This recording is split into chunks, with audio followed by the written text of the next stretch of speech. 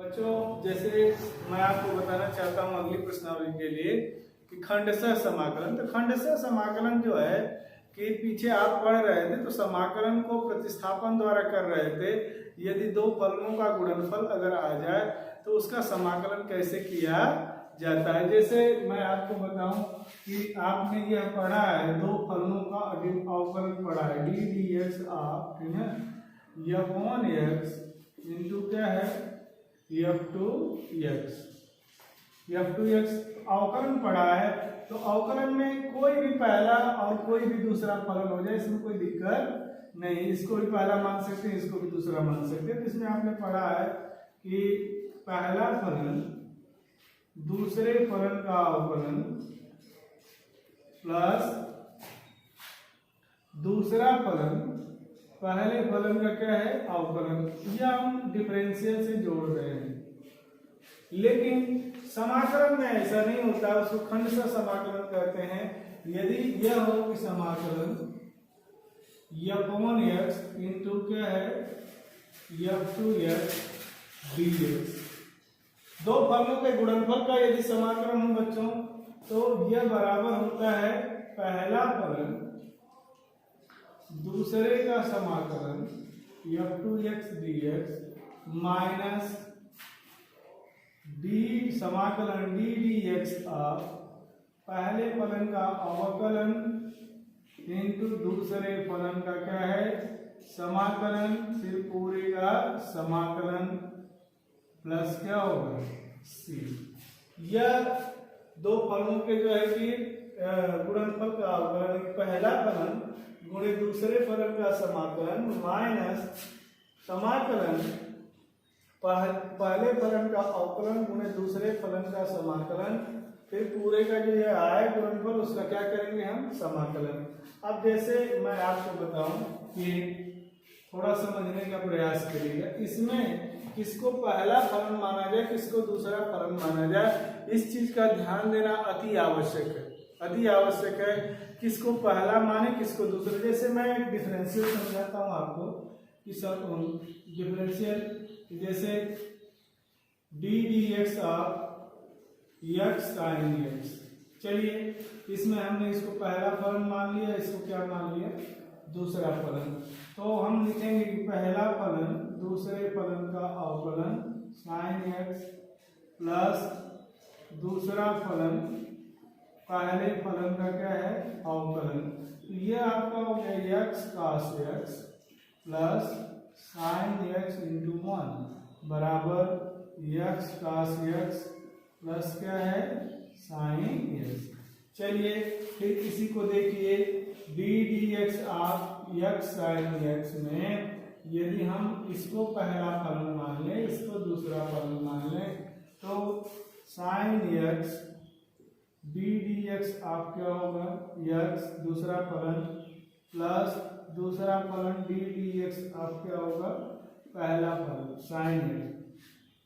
तो sine x गुणे one plus x into cos x बराबर sine x plus x cos x, या इसको ऐसे भी लिख सकते हैं कि एक्स कास एक्स प्लस क्या है साइन एक्स। तो मैं यह समझाना चाहता था इसमें अवकलन में आप किसी को भी पहला फलन मान लें किसी को भी दूसरा फलन मान लें तो रिजल्ट में आंसर में कोई परिवर्तन नहीं होना है। मतलब बड़े आसानी से आप क्या है डिफरेंशियल कर सकते हैं, अवकलन उसका कर सकते हैं। लेकिन समाकलन में आपको बहुत ही विशेष ध्यान देना है कि किसको जो है कि फिर से जो है कि मन पहला फलन माना जाए। तो इसका ध्यान देने वाली बात है कि ध्यान देने के लिए मैं आपको बताता हूं एक नियम होता है आइलेट। आइलेट नियम में अगर हम देखें आइलेट, ये कोई नियम नहीं है, बस यह समाकलन की प्रक्रिया को आसानी से शुरुआती स्टेज में समझने के लिए बहुत जरूरी है ना। आई का मतलब यह है इनवर्स फंक्शन, इनवर्स फंक्शन प्रतिलोम त्रिकोणमितीय अनुपात, प्रतिलोम त्रिकोणमितीय फलन, प्रतिलोम त्रिकोणमितीय फलन। जैसे फॉर एग्जांपल इनवर्स में दिया हो, sine inverse, cos inverse x, tan inverse x, यह हो तो पहला स्थान मिलता है वरीयता इनवर्स फलन को। दूसरा है यल माने लघुगणकीय फलन, लॉगरिथम, लघुगणकीय फलन, जैसे log x स्क्वायर, इस तरह से दो हो, log x प्लस 1 हो, यह कैसे फलन है? लघु गणकीय फलन है। लघु गणकीय फलन मैं आपको समझाना चाहता हूँ, वरीयता किसको दी जाएगी, जैसे किसको पहला फलन मानना चाहिए। ये का मतलब बीज गणितीय अलजेब्रिक, बीज गणितीय फलन, जैसे x square, x cube, x plus 1 का होल स्क्वायर, ये सब कैसे हैं? बीज गणितीय फलन। तो पहचानना सीखिए कौन सा इनवर्स है, कौन सा लघुगणकीय है, कौन सा बीजगणितीय है। और टी का मतलब ट्रिग्नोमेट्रिकल, त्रिकोणमितीय फलन, त्रिकोणमितीय फलन, जैसे sine x, cos x, tan x, ये त्रिकोणमितीय फलन है। ई का मतलब एक्सपोनेंशियल माने चर घातांकीय फलन, चर घातांकीय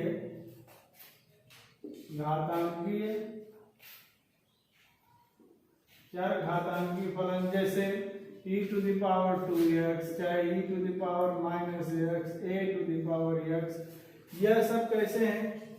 चर घातांकीय फलन है। तो मैं आपको यह समझाना चाहता था कि इनमें जो पहले दिखे मतलब उसको वरीयता आपको देनी चाहिए। जैसे मैं आपको लिख दूं यहाँ पे सवाल, देखिए इसी सवाल को लिख दूं,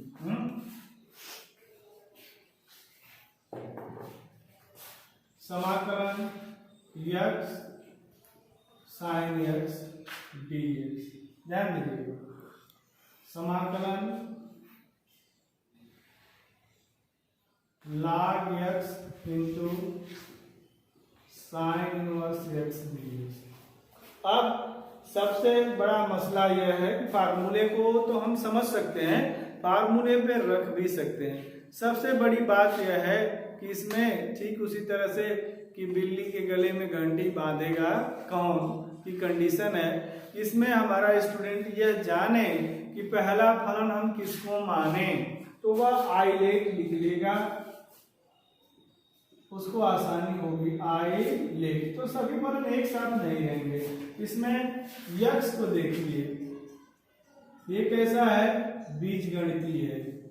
साइन x कैसा है? ट्रिग्नोमेट्रिकल है, यह ट्रिग्नोमेट्रिकल फलन है। अब आइलेट में अगर हम देखें तो पहले कौन पड़ता है? बीजगणितीय फलन। दूसरा स्थान किसका आता है? त्रिकोणमितीय फलन का। तो इसमें ध्यान देंगे कि तब यह बीजगणितीय फलन को आप कौन सा फलन मानेंगे? पहला। और त्रिकोणमितीय फलन को क्या मानेंगे?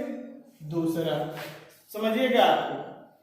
अब यहां हमने लिखा है log x into sine inverse x, तो इसमें यह कैसा फलन है हमारा? लघुगणकीय। और यह कैसा है? प्रतिलोम त्रिकोणमितीय फलन। तो आइलेट में हम देखें तो प्रतिलोम त्रिकोणमितीय फलन जो है लघुगणकीय फलन से पहले आता है। इसको कौन सा फलन मानेंगे? पहला। और इसे क्या मानेंगे? दूसरा। सबसे पहले सीख लीजिए किसको पहला माने और किसको दूसरा माने, तो बड़े आसानी से समाकलन की प्रक्रिया जो है आसानी से आप समझ सकते हैं। इसी तरह से मैं लिख दूं अगर कि e to the power x into क्या है? x square. अब देखिए यह चर घातांकी है और यह बीजगणितीय है, तो आइलेट में बीजगणितीय चर घातांकी से बहुत पहले आता है लेफ्ट में, तो इसको पहला फलन मानेंगे, इसको कौन सा मानेंगे? दूसरा। तो प्रक्रिया आपकी आसान हो जाएगी। और मैं बताऊं कि कुछ जगह पे ऐसा होता है कि एक ही त्रिकोणमितीय अनुपात हो जाता है, तो वहां पे जिसका समाकलन बड़े आसानी से आप समझ सकें, जिसका समाकलन आसान हो उसको पहला फलन मानना चाहिए, और जिसका समाकलन आसानी से ज्ञात करने में कठिनाई हो उसे दूसरा फलन जो है कि मानना चाहिए। हमेशा दिमाग में रखिएगा। जिसका समाकलन ज्ञात हो उसे जो है दूसरा फलन मानना चाहिए। पहले वाले को जो है ये तो मान लीजिए फार्मूला हमने लिखा था, अब मैं आपको समाकलन करना सिखाता हूँ। जैसे फार्मूला कह रहा है, ध्यान दीजिएगा कि D d x of f1x into f2x बराबर पहला फलन दूसरे फलन का समाकलन f2x dx माइनस होल समाकलन पहले का अवकलन इंटू दूसरे का क्या है समाकलन, फिर पूरे का समाकलन प्लस क्या आएगा c। उसी तरह से अगर हम फार्मूले में रखें, देखिए जैसे मैं बताऊं कि x sin x dx, तो x sin x dx है, तो इसमें आइलेट के हिसाब से देखें ये बीजगणितीय है और ये ट्रिग्नोमेट्रिकल है, तो ये पहला फलन हुआ, ये कौन सा हुआ दूसरा। तो फार्मूला पे रखिए पहला फलन दूसरे का समाकलन माइनस होल समाकलन पहले का अवकलन इंटू दूसरे का समाकलन।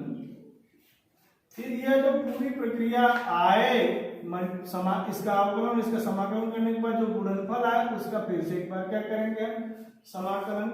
तो चलिए ये जो साइन एक्स का आपको मालूम है माइनस क्या होगा cos x minus D d x of x का मतलब क्या हुआ 1 साइन एक्स का क्या हो गया माइनस cos x पूरे का क्या है dx बराबर minus x cos x minus इसको माइनस को बाहर ले तो माइनस माइनस क्या हो गया प्लस एक का गुणा cos x में करेंगे तो क्या आएगा cos x dx।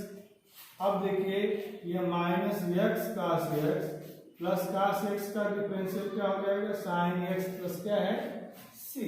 तो अब यह इस तरह से आपको आसानी से समझ में आया होगा। अब मैं और बताता हूं आपको कि जैसे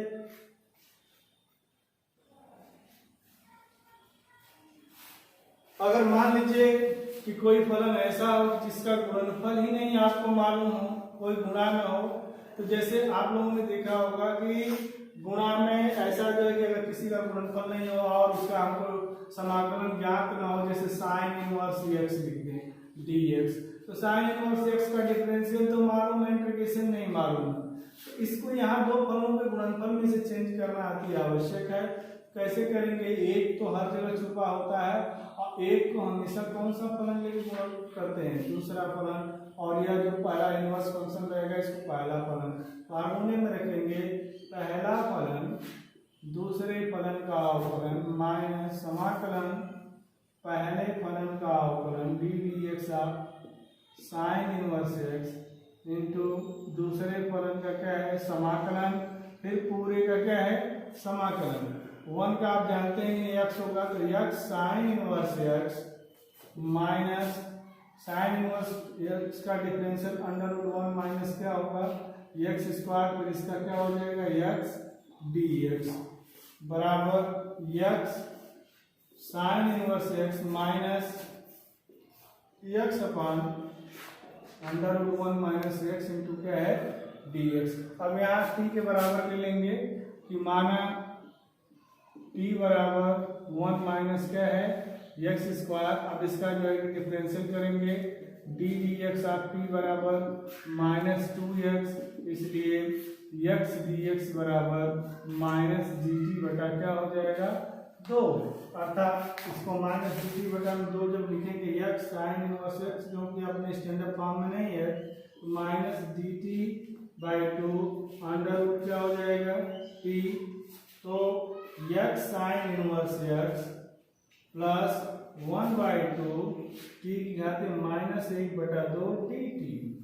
तो अब इसका जो है समाकलन की प्रक्रिया हम पूरी करेंगे बराबर x sine inverse x plus 1/2, अब x जाते हैं वाले फार्मूले पे t जाते हैं माइनस 1/2 प्लस 1 बटा में माइनस 1/2 प्लस 1 प्लस क्या है c बराबर x sine inverse x plus 1/2 t जाते 1/2 अपॉन 1/2। इस 2 से यह 2 क्या हो जाएगा, कट जाएगा। आप लिख सकते हैं x sine inverse x plus under root क्या है t प्लस क्या है c। t की जगह पे बच्चों sign inverse x plus t की जगह पे लिख सकते हैं 1 माइनस एक्स स्क्वायर प्लस क्या है c। इस तरह से खंडशः समाकलन की प्रक्रिया को बड़े आसानी से आप कर सकते हैं। सीखने का प्रयास करें। प्रश्नावली भेजी जा रही है और फिर आपको जो है कि आगे भी समझाया जाएगा अगले वीडियो में भी। और जब प्रश्न को आप हल करेंगे, एग्जाम्पल हल करेंगे, कोई समस्या रहेगी तो पूछ लीजिएगा। भेजी जा रही प्रश्नावली 7.6।